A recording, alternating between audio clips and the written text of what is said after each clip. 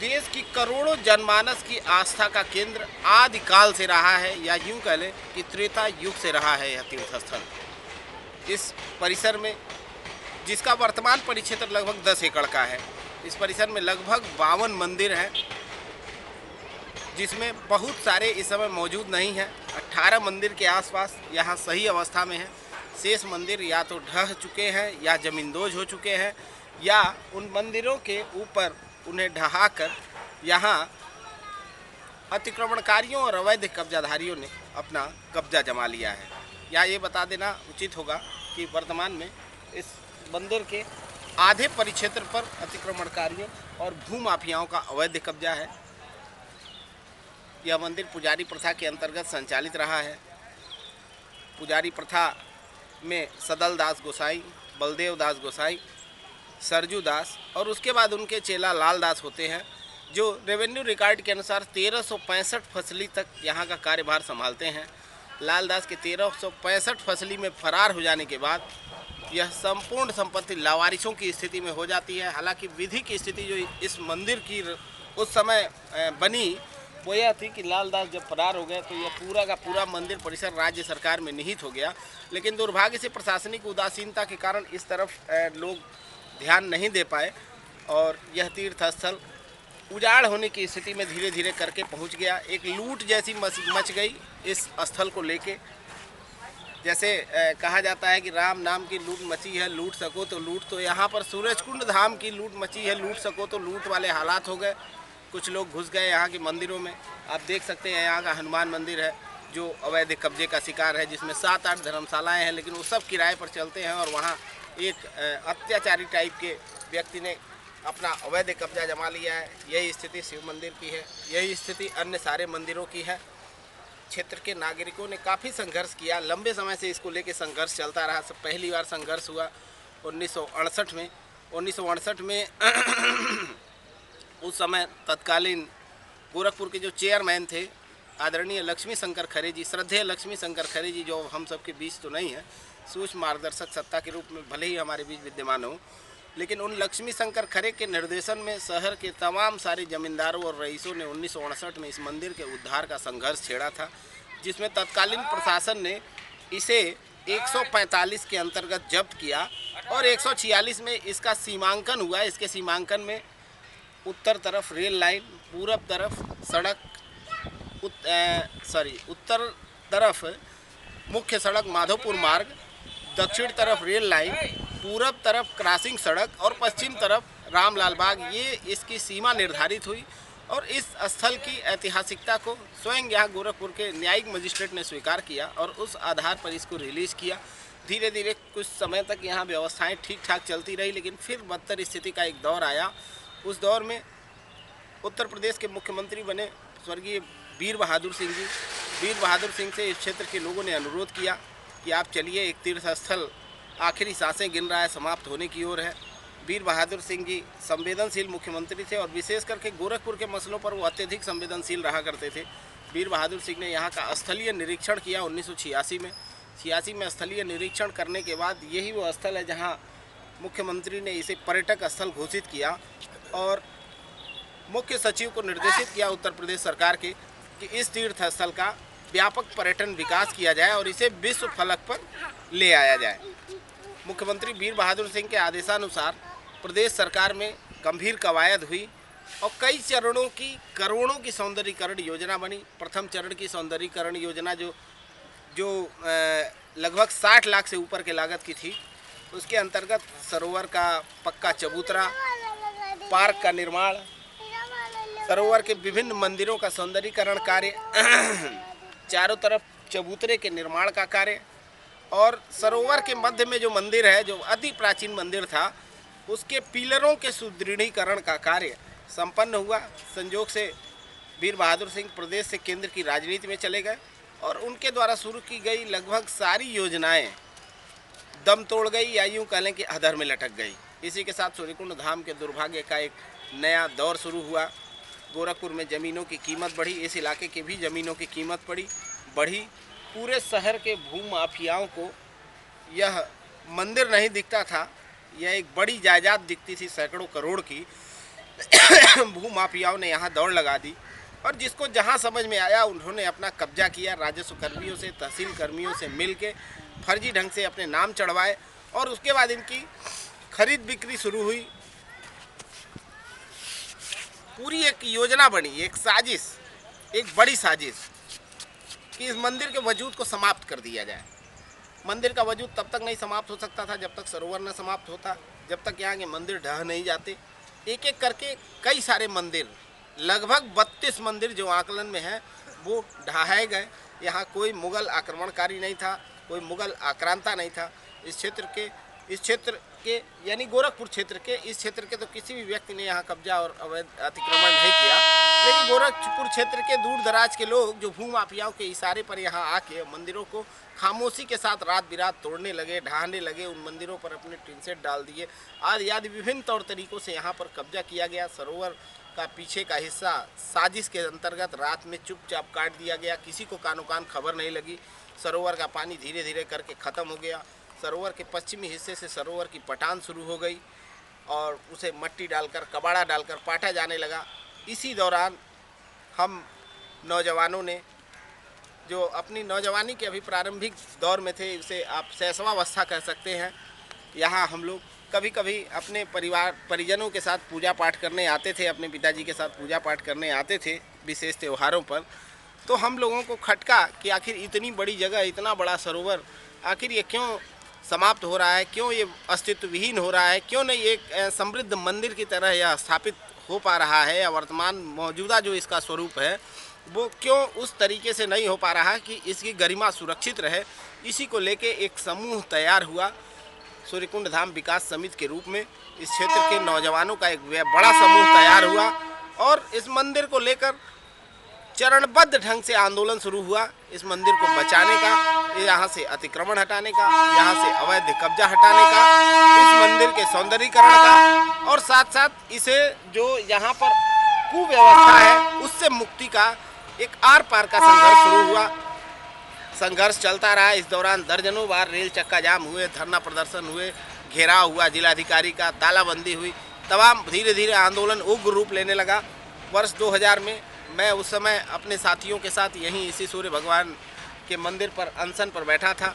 तत्कालीन जिलाधिकारी राजन शुक्ल ने यहाँ पहुंचकर अनशन समाप्त कराया और एसडीएम सदर और एडीएम की एक संयुक्त जांच कमेटी गठित की।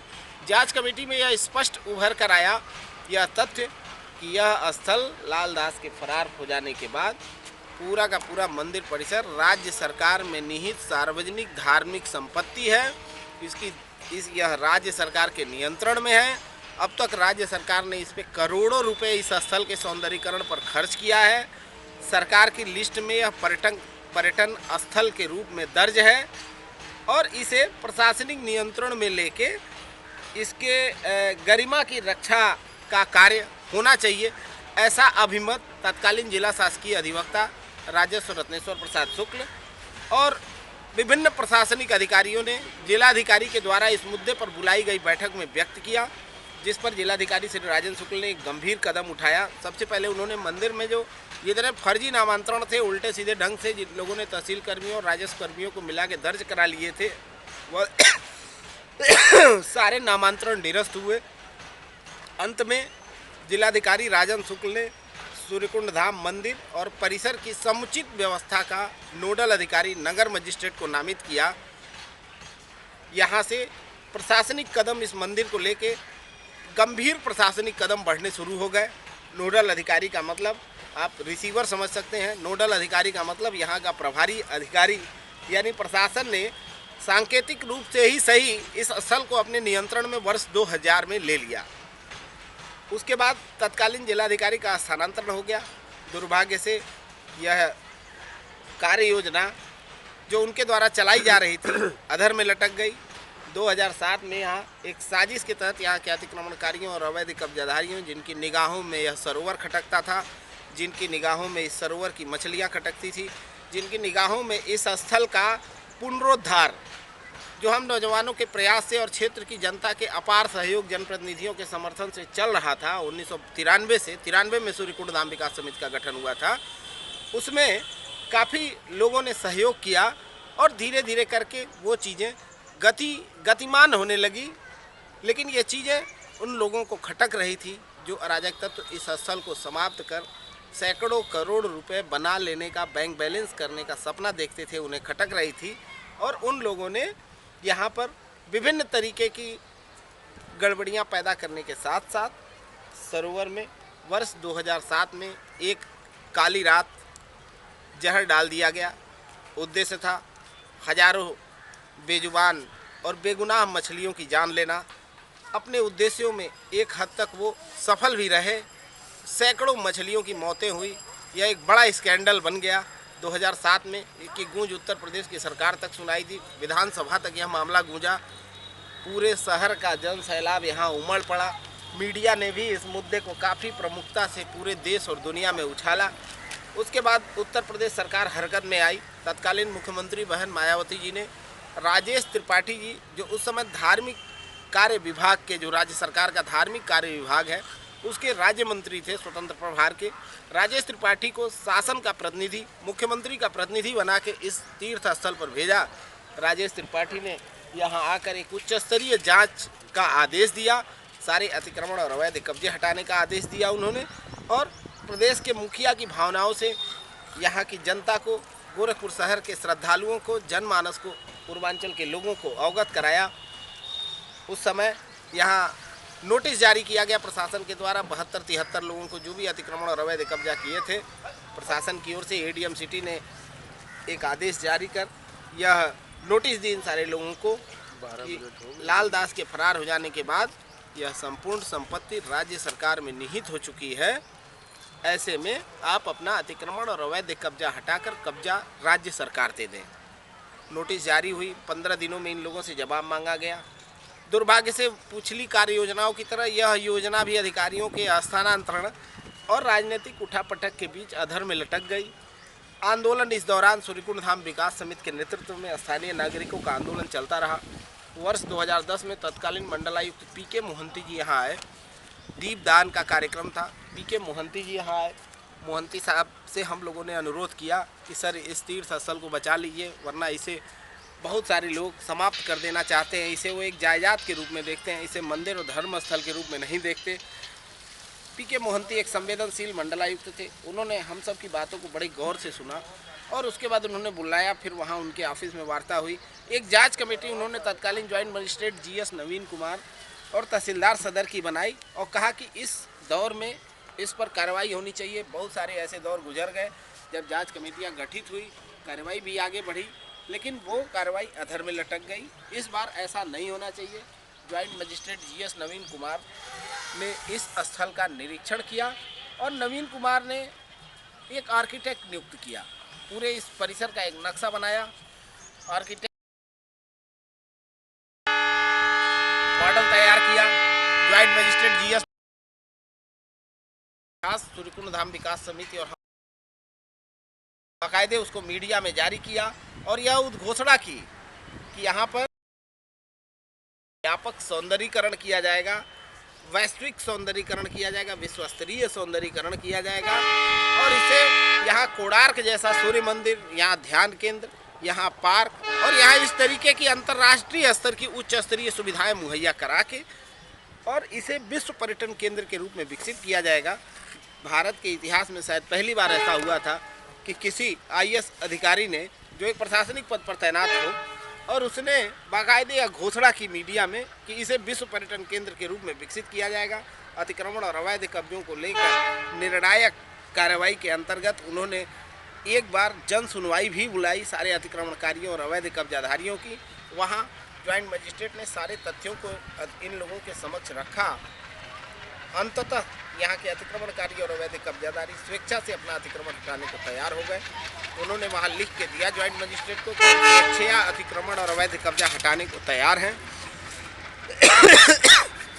उसके बाद कार्रवाई की गति आगे बढ़ने लगी। हम सबकी मांग थी कि राज्य सरकार का धार्मिक कार्य विभाग है, जिस तरह से काशी विश्वनाथ मंदिर है, जिस तरीके से प्रदेश के बड़े धर्मस्थल हैं जो राज्य सरकार के नियंत्रणाधीन है, उसी प्रकार इस सूर्यकुंड धाम को भी राज्य सरकार अपने नियंत्रण में ले।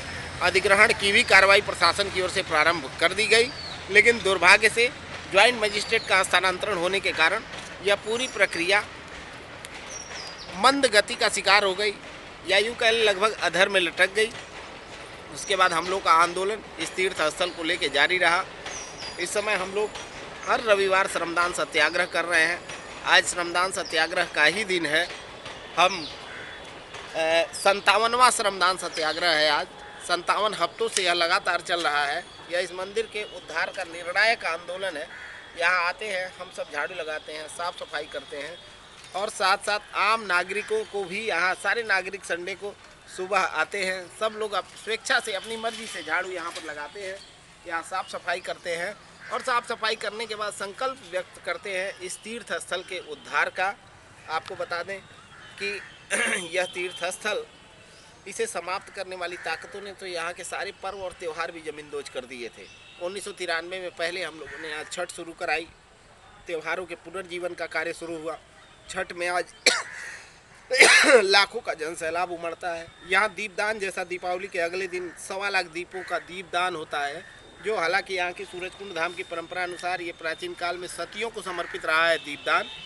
आज चूँकि सती परंपरा पर सर्वोच्च न्यायालय के कुछ निर्देशों के कारण उसे पर्यावरण संरक्षण को समर्पित कर दिया जाता है, जिसमें पूरे उत्तर प्रदेश का, पूरे पूर्वांचल का और अगल बगल के प्रदेशों का भी जन सैलाब यहाँ उमड़ता है। वायुसेना हेलीकॉप्टर से यहाँ फूलों की बारिश करती है, सबका स्वागत करती है, दीपदान कार्यक्रम का शुभारंभ करती है, और देश की बहुत सारी हस्तियाँ यहाँ इकट्ठा होती हैं। महाशिवरात्रि पे आज यहाँ बड़ा जन सैलाब उमड़ता है। नागपंचमी पे यहाँ बड़ा जन सैलाब उमड़ता है। कुल मिला के यहाँ दर्जनों ऐसे बड़े बड़े त्यौहार पुनर्जीवित किए जा चुके हैं सूर्यकुंड धाम विकास समिति की ओर से, जिसमें भारी जन सैलाब उमड़ता है। हम सब इस तीर्थ स्थल को लेकर आर पार की लड़ाई की योजना में हैं, आर पार के लड़ाई के दौर में हैं। 13 तारीख तक आचार संहिता लागू है। आचार संहिता के कारण हम सब अभी अपने आंदोलन को सांकेतिक रूप से लेके चल रहे हैं, लेकिन ये तय है कि आने वाले दिनों में अगर प्रशासन ने इस तीर्थ स्थल को गंभीरता से नहीं लिया तो यह स्थल, इस स्थल को लेकर इस शहर का लाखों जनमानस किसी भी स्तर पर उतरने को तैयार